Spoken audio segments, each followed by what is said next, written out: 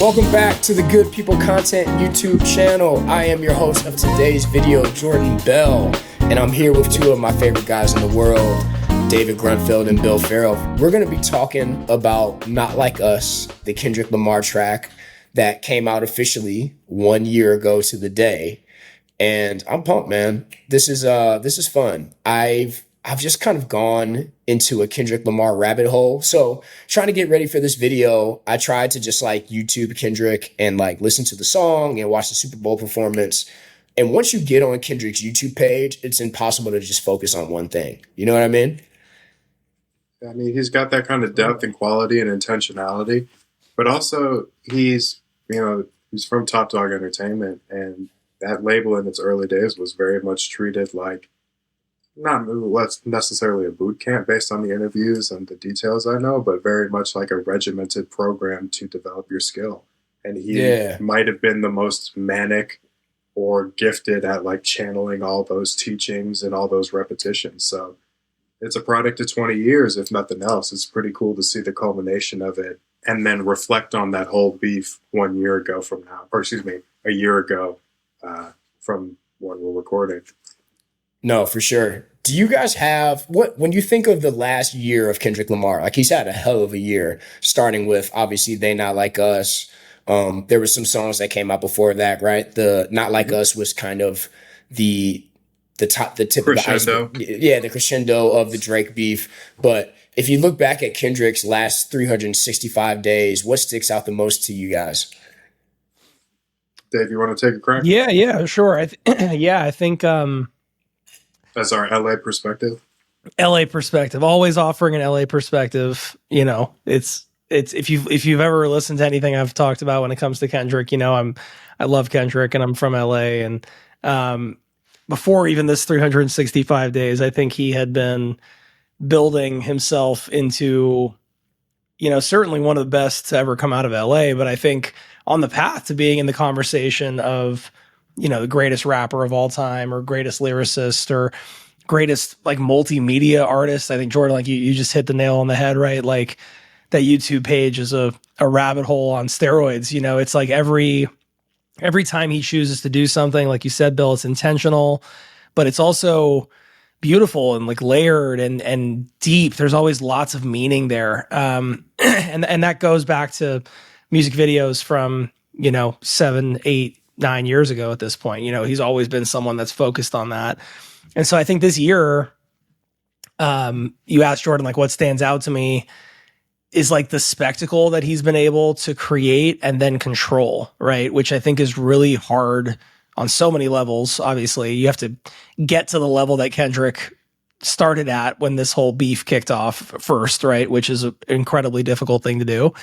And then to turn it up to 11, to put it mildly, on this beef with Drake, right? Going all the way to calling this guy a pedophile, you know, all over the world. Just straight up murdering the guy. Yeah, you know, and like, you know, I think there's been some interesting takes on, you know, how valid that is, if that's something that should be done in like a musical context, if that's something that if that's a real thing, that should be addressed in the appropriate channels and, you know, courts, et cetera. But, you know, putting that kind of just discourse aside, as a hip hop fan, you look at it, like you said, Jordan, it's like he just, you know, he murdered this guy and then proceeded to just go to the Super Bowl and murder him again and look right in the camera and tell everybody like, hey, you know, I'm not backing down from this. So I think the Super Bowl moment to double down on the song, to double down on everything Drake related, to call him by name, you know, to have the NFL of all things, the most image conscious, brand focused, protect the shield organization of all time, basically tell Kendrick, do you, you know, do your thing, 21. This is your show, big dog, you know, like let it rip.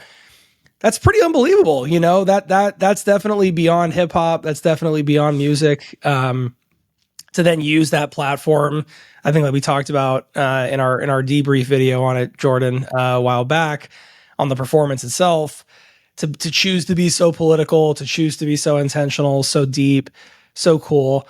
But to just, you know, the Super Bowl would be the big moment. But I think then to now be on a record-setting tour, you know, with SZA off the back of all this to say, I'm not going to rest on my laurels. I'm not just going to, kick back and let the world kind of suck up to me.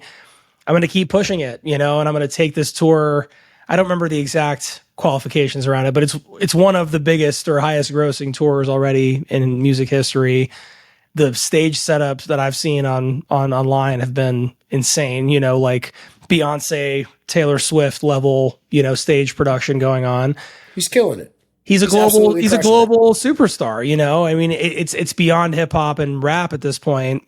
And some might argue he's now entering Drake territory, right? I think he's now hitting the mass appeal that people who operated in his lane of hip hop have never quite reached. That might not be fair to like Will Smith or some other folks that have like really achieved global superstardom, but I would argue they didn't achieve that stardom not like this in their lane on their terms in the way that Kendrick's done it. So very long answer, but the whole year has just been so impressive, just on a very basic level.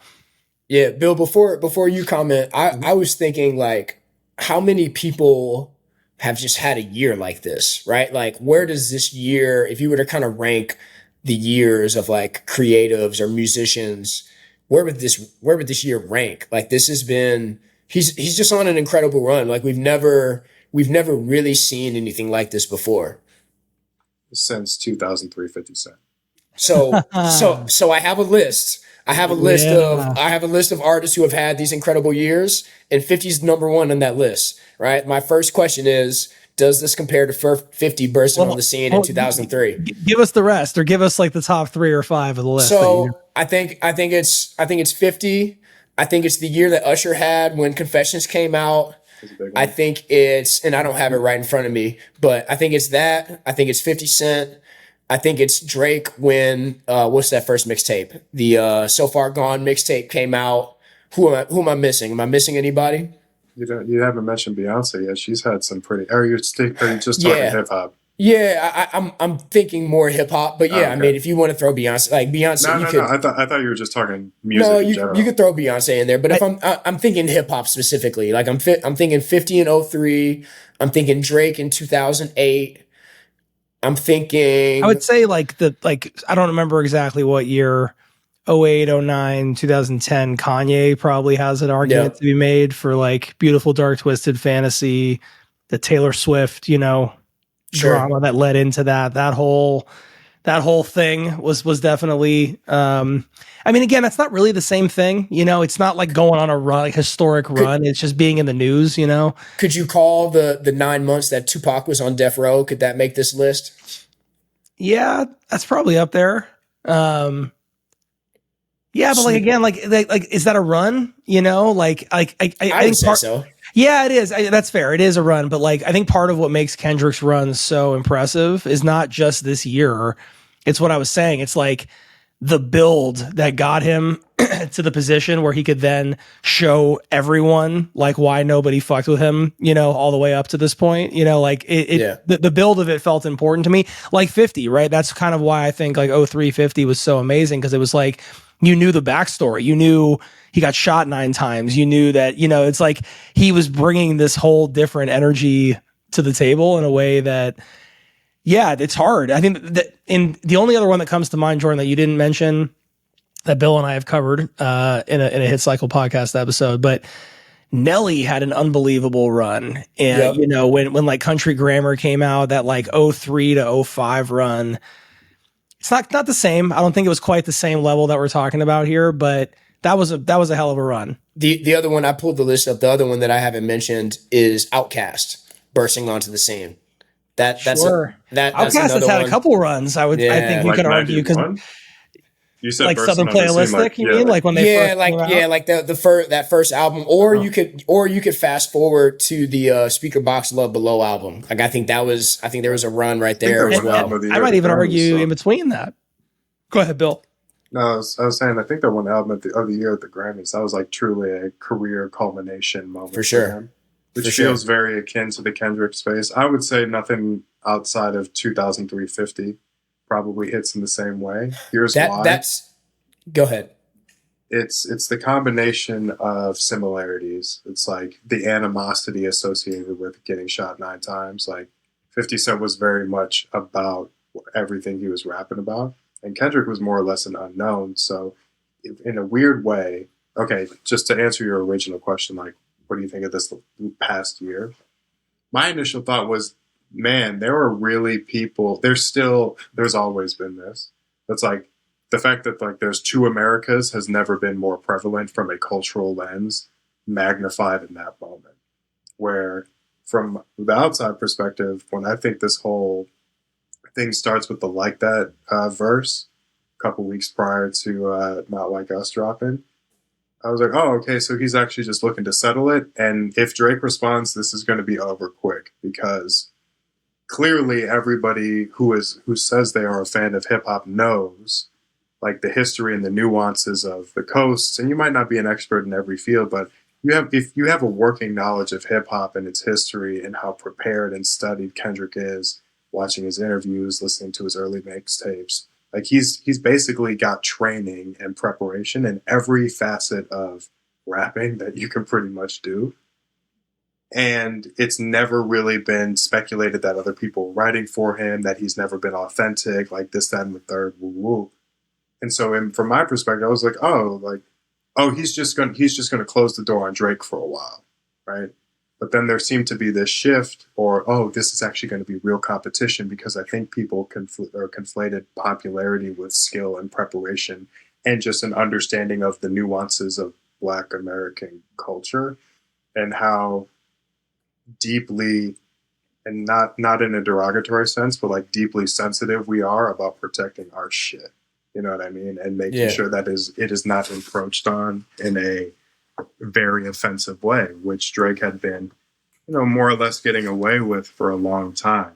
And just, we talk about we'll say appropriating other cultures by mimicking accents, hairstyles, but clearly having more connection to these cultures that he was, I guess, propagating for his personal brand and his infrastructure.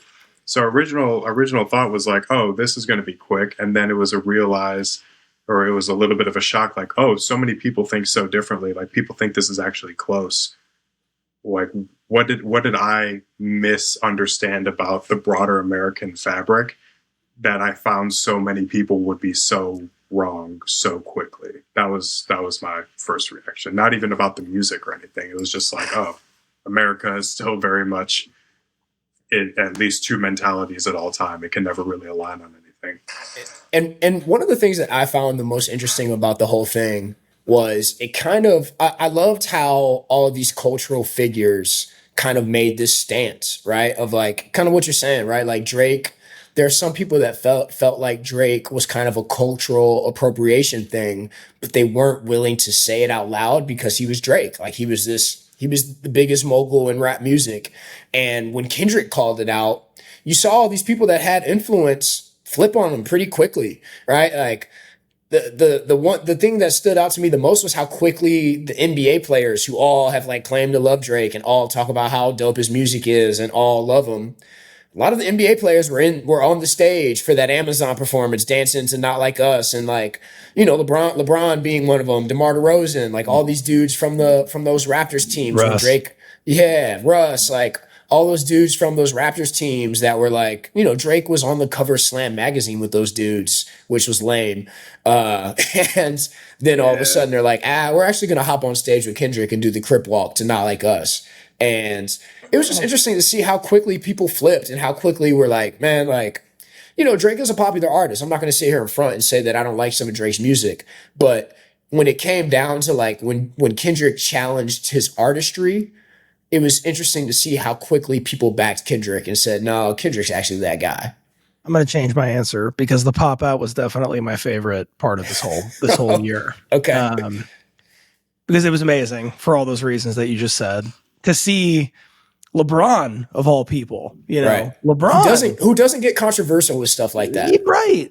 It was Nike, Nike athlete, Drake. Has had Drake on his show, like has claimed to be boys with Drake. No doubt. Drake has put LeBron on stage at some of his tours. Has brought him out on stage. Him and his son. LeBron had to be restrained, pulled back by his wife. Otherwise, he would have been up on that stage dancing with those cats as well. And she didn't pull him back because she likes Drake. She pulled him back because she's like, "You're not from Los Angeles. You need to relax. This is not She just your told him to spot simmer right down now. a little bit. Yeah, chill out," which was the right call. Right. Thank you, Miss Savannah James. Thank you. Savannah, spot on. Cheers to you, Savannah. Cheers to Savannah. That pop out, LA's the best. First, I can't help it. LA's the best. And seeing, Where was that? Was that at Staples or Crypto? no, it was at Intuit. It was at Intuit Dome or SoFi. I forget. It was in Inglewood. Okay. It was in Inglewood, Gotcha. so it was I think not it's the smaller downtown. one, whatever the smaller one is. I think. Yeah, Intuit is the smaller one. I'm pretty sure it's where the Clippers play in Inglewood. But like wherever it was, it could have been in a park. It could have been Right. it could have been in Compton, like he did for the video.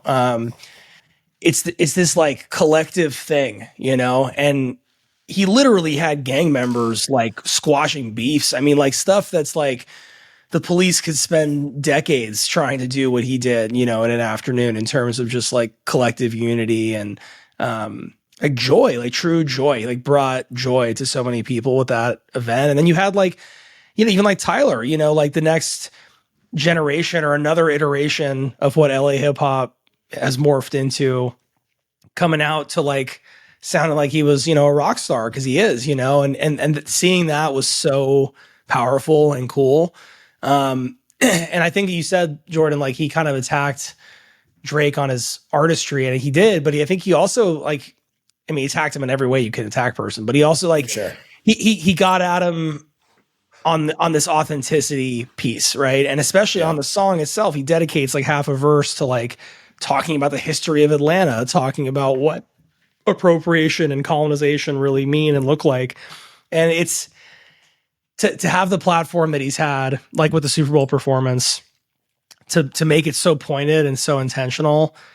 You know, it takes a generational artist, I think, to kind of like not only get yourself there, but then rise to that challenge and meet it, and continue on. Like I said, with the tour, right? I will say, just like this year also has really emboldened, I think, my opinion that like he's well on his way to becoming the greatest rap artist of all time, like to ever do it. And If he's that's not always, already there. yeah. If he's not, I mean, I think he's already in the conversation probably, but like, you know, lots of people will be like not hearing that, which is fine. Everyone has their opinion, but like when you look at the tape, right? When you go back to the stats, you look at the amount of albums he's put out, you look at the amount of classic albums he's put out, you look at the ability to do what we're talking about this past year, right? Which we've already said a very, very select few people even get to this point, let alone do what he's doing now. It's kind of unprecedented. You know, if he continues to make music, he continues to put out the same caliber of art that he's put out. It's a pretty strong case in my book, you know, for the best to ever do it. Well, and you said the key word, it's art, right? Like he has taken music and turned it into an art form in a way that we've only seen from the elite of the elite, right? Like we're talking Prince, we're talking Beyonce, we're talking Kendrick now. Like he has been MJ. able, of course, Michael Jackson. Like he has been able to turn music into a piece of art in ways that we've only seen from the best of the best, which is why, like you said, he's now in this conversation of this dude might be the best rapper ever. I think of like, when I was, again, prepping for this and going down this Kendrick rabbit hole, like I was trying to think of like, what's my favorite Kendrick project or thing that he's ever done? And there's so many things. Like I go back to the Heart Part 5, the one where he did where he became all these different people in the videos and all that stuff like that. That one that's up there for me, but there's so many other stuff. Like he just has so many things that he just, when you think you understand what the bar for creativity is, Kendrick raises it another level. And he continues to do that every time just for himself, right? Like he continues to raise his own bar in a way that we've never seen before. And this last 365 days was kind of a culmination of all of that and the best example of it, in my opinion. I sent, Bill, before you jump in, what I'm looking for, Bill and I sent Bill my top 10 off the top of my head Kendrick songs a few days ago via text. So Bill, as you give your answer, I'm going to scroll and try and find it. Go ahead. No, I was just going to say, just taking a look at the last 365 days. You got to think about all the ammunition that's just waiting, because David and I make music here and there. I haven't recorded in a while, but hopefully in the next couple months I'm able to put something out. But like, even when you're not in the studio, or even when you're not actively writing, you still got ideas floating around, right? And these two have basically had some pretty deep brewing animosity for a while. And it goes back to even before the first public strike, which was 2013 with Kendrick's Control verse, which really wasn't even a diss towards anybody who wasn't, it was a diss towards anybody who was not mentioned in the song. Outside of that, if he mentioned you in the song and Drake was mentioned, it was like, hey, I've got love for each and every one of you, but just to level set here, I want to be better than all of you. Yeah, right. No, for sure. And just about everybody said, okay, loud and clear. There was a contingency of people who was like, hey, that's Kendrick, that's my man. Like Mac Miller was just like, yeah, it was cool. Like, that's my guy. And then there was one guy who got ultra sensitive and ultimately just kind of showed his hand that he did not have an understanding of what this thing is. You know what I mean? Drake seems to think, or at least by my estimation, I'm just a random guy living my life and occasionally posting on the internet on good people content. Make sure you subscribe, people.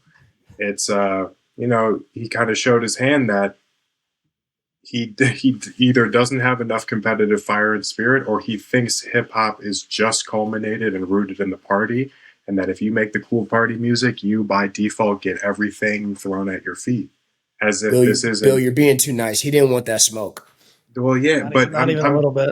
Well, yeah, but I'm just talking about his original commentary post the verse. Yeah. Like he went on this kind of like radio tour talking about it and not making music about it, which is like the second disconnect I was going to get to. Like, just a fundamental misunderstanding, which is a shame because he's commercially the most popular rapper / pop artist, because he sort of started making that change when Hotline Bling came out. Like he has been chasing whatever is most lucrative and not necessarily what is most, I guess, solidifying for his pursuit of mastery, which I don't even think he might have been on at this point. Because there was a time when he was dropping tapes and putting works out, and I've never really been a fan of Drake from a musical perspective, but I was like, I can respect this. This is a unique take on an experience we haven't seen, but we've gotten further and further away from that basically since 2015. We're in 2025 now. It's been 10 years of consistent denigration, more or less, with some bright spots here and there, obviously, but just a fundamental lack of understanding of what this thing means from the 50 years of history that we have. You know what I mean? And so this whole 365-day cycle has really put into perspective who understands it, who is just trying to be in the party so they can be seen in the party, and who is actually very much like living and breathing this everyday experience, whether they're contributing to it as like a no-name or undiscovered artist who just has a passion for it, whether they're somebody who lives in these places that has a deep cultural tie to hip-hop and their versions of it, from Bay Area to Memphis to Houston to Chicago to New York to LA to name a place that I haven't mentioned yet, North Carolina. His lack of understanding was just on full display at every level, at every time a song got released, whether it was Like That or 616 in LA, which I think is like the most underrated gem out of all of them, because Kendrick literally says like a prayer, like, hey, God, I know I've done all this healing, but here I am called back to do battle. And just like, I'm sorry that I have to do this after I've healed, which is like borderline psychotic, but also that's why I love it so much. It was just amazing to see just the disconnect, because you've been in this business for 15 years at this point, and you still are showing that you have no understanding of the space, and you're just beholden to whoever the real decision makers are, so you can stay ingratiated and you can have your good graces and you can do whatever you think you want without consequences. But this time there are consequences. And now Drake is in court suing people because he got his feelings hurt. Like, shit. You know what I mean? Yeah. Yeah. That disconnect is really interesting, because I think that it's like, I wonder if Drake thinks it's a disconnect, you know, because I think from his perspective, he might be like, I've been doing my job, right? I'm selling records. I'm the biggest pop artist in the world.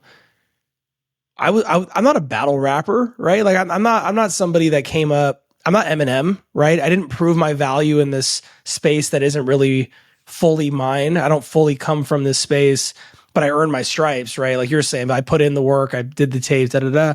Not to say you didn't work hard or anything like that, or work ethic. It's not about work ethic. Yeah. It's like it's that disconnect of understanding what the culture behind what you're doing really represents, and not the impression that you haven't put the time in to learn it, right? Or to understand it on a way that's going to be meaningful to people.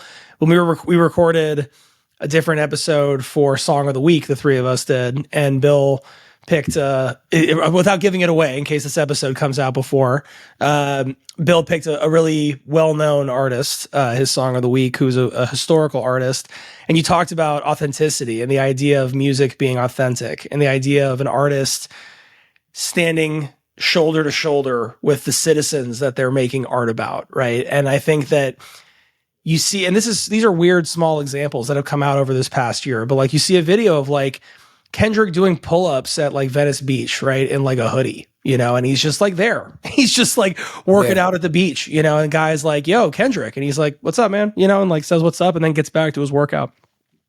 Can you in any universe imagine a video of Drake just rocking up to a park in Toronto and just working out next to people? Like, no, he's a pop star, right? He's like a celebrity in that way, where the music is supposed to be that. It's not supposed to be grounded, authentic, from the streets shit, because he's not from the streets. He's like an actor from Toronto, which is fine. You know, that's okay. There's no problem with your, like, where you were born and how you were raised. There's at never all, a problem right? with that. Everybody gets to have an opinion. Everybody gets to have a point of view. Everybody gets to be successful if they're good at stuff.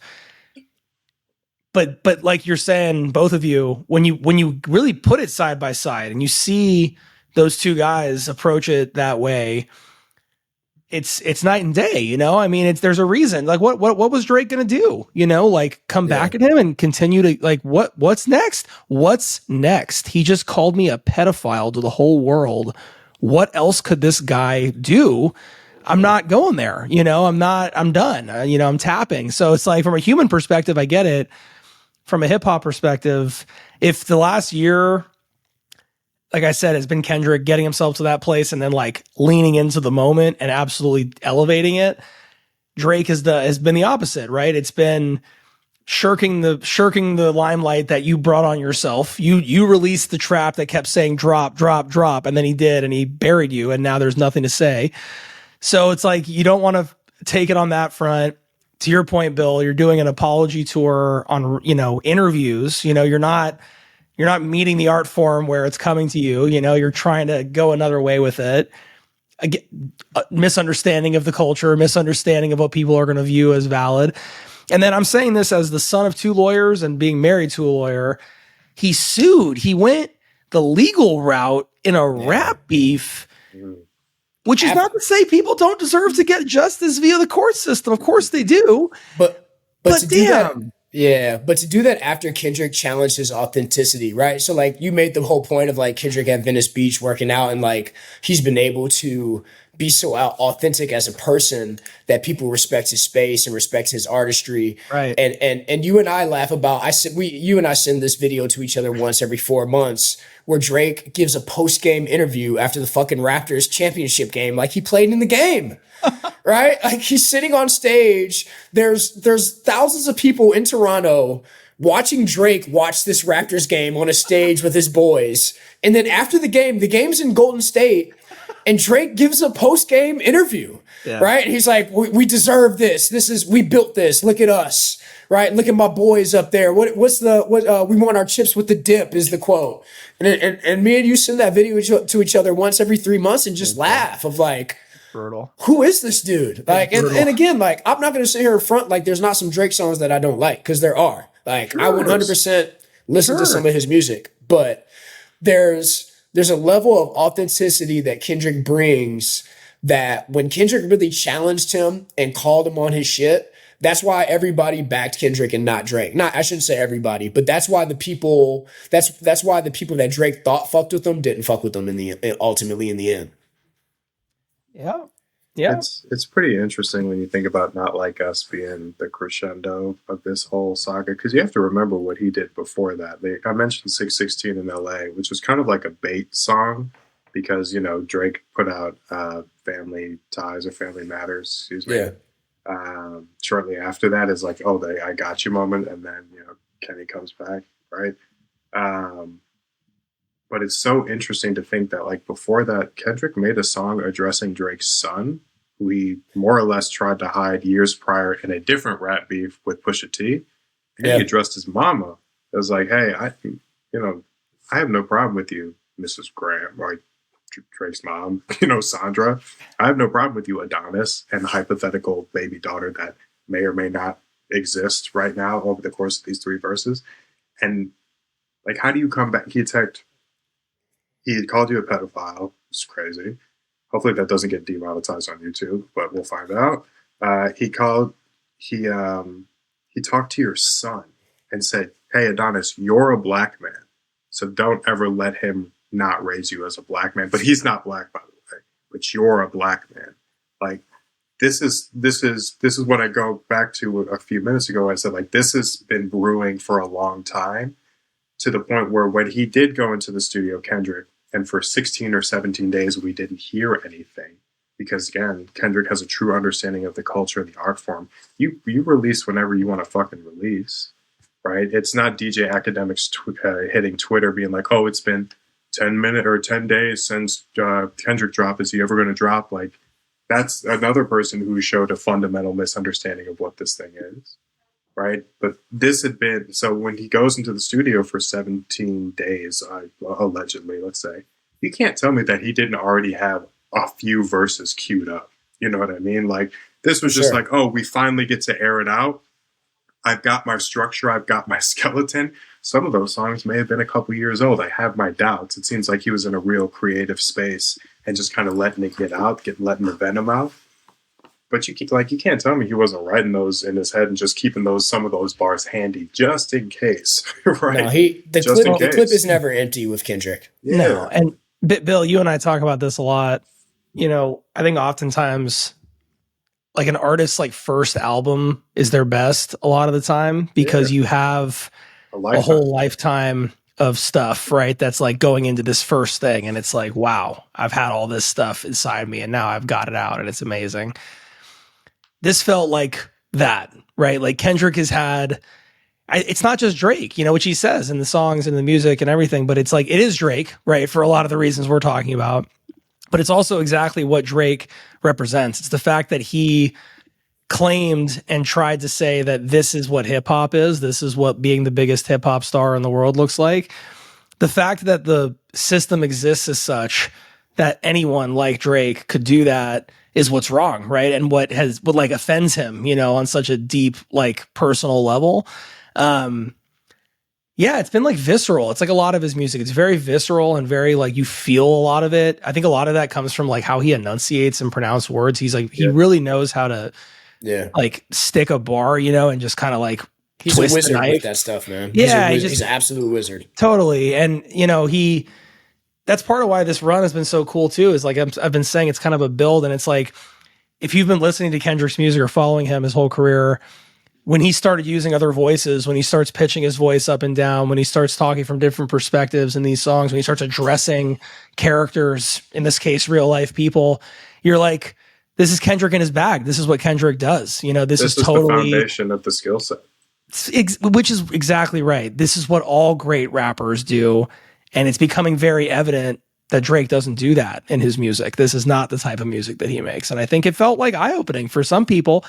And I think, Jordan, like what you've been saying a couple times now, I think it's probably most hip hop fans, right? I don't think there's like a lot of hip hop fans who would be like, every single thing Drake has ever done is shit. I'm not fucking with it. It's like, of course, you listen to some Drake songs and you're like, oh my God, it's great.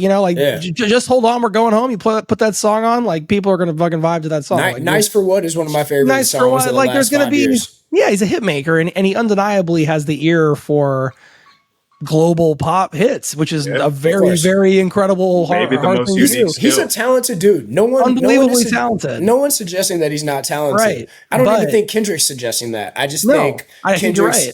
I think Kendrick's just suggesting, like, if you want to talk that real shit, Stay in your lane. Yeah, bro, we're playing two different ball games. Stay in your lane. And you know what's really interesting is, like, with all this, the forgotten piece of, well, not forgotten, but, you know, J. Cole was in the mix, right, to start this whole bring thing. it up eventually. Yeah, because it was the big three, right? That's how it started. Yep. Before this happened, the discourse around hip hop for 2-3 years at least was like Kendrick, Drake, and J. Cole, right? These are the guys. These are the kings of hip hop. Longer than 2-3 years. Maybe maybe more than that. Yeah. Or, but like, actually, you know, since they all three started at more or less the same time, it was like, oh, this is the next generation. Totally. It's been like 15 years. Think about that. Right. But then if you look back, right, you're right. And it's a very like sports in that way, right? We love to like group talented people, you know, players or artists of the same era together. J. Cole did what Mac Miller and all those other guys did on Control, right? He was like, I'm good. I'm really good. This guy's my guy. You know, this guy's my guy.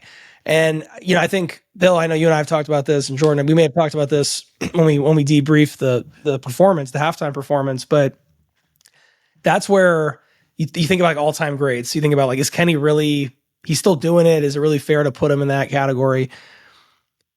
People talk about Kendrick in the way that other contemporaries talked about and still talk about Andre 3000, right? Who I think is pretty universally regarded by hip hop fans as one of the best rappers to ever do it. Certainly one of the most unique rappers to ever do it. But like Kendrick, you know, the famous line about Andre was like, Andre was wearing a dress and nobody would battle him, right? Yeah. Like nobody was coming at Andre and he was wearing a fucking dress in the 90s. You know, it was like, everyone understood. It was understood that you didn't do that. You don't want those problems. Because you don't want that. Because what's going to happen to you is what happened to Drake, right? And Drake not only pushed that button, but he did it in the era where the whole world gets to have a front row seat to your destruction, you know, when it goes that way. Instantaneously, which I would just again say, Bill, and during the Super Bowl. All of it, it's more data points showing a lack of connection, a lack of understanding to the culture of what matters, you know, what do we collectively as the fans care about and what's going to move us. Drake for a long time really seemed to have his finger on the pulse of that, you know, and I think was driving that for a long time in popular culture. This was like a very sudden, it was like the Wizard of Oz. It was like the big curtain coming down and it's like, oh shit, it's not that big face on the wall.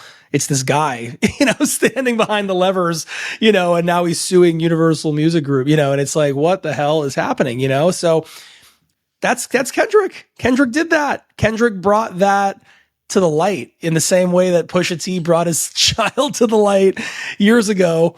Kendrick was like, this guy's phony, right? This isn't it. And I'm going to show you exactly how phony he is. And to lay that gauntlet down and then follow through in the way that he's done, I don't even think 0350 has a real, there's nothing to be said to that, kiss. You know? Yeah. Right. Closing 15-second thoughts for me. Go ahead. To end a beef on a hit where people who were unschooled on Kendrick's catalog said he doesn't have any hits. It's a pretty cool way to end it. To be the first primary hip-hop act to basically solo, with obviously some help from SZA, Super Bowl, historic, so obviously cultural touch points.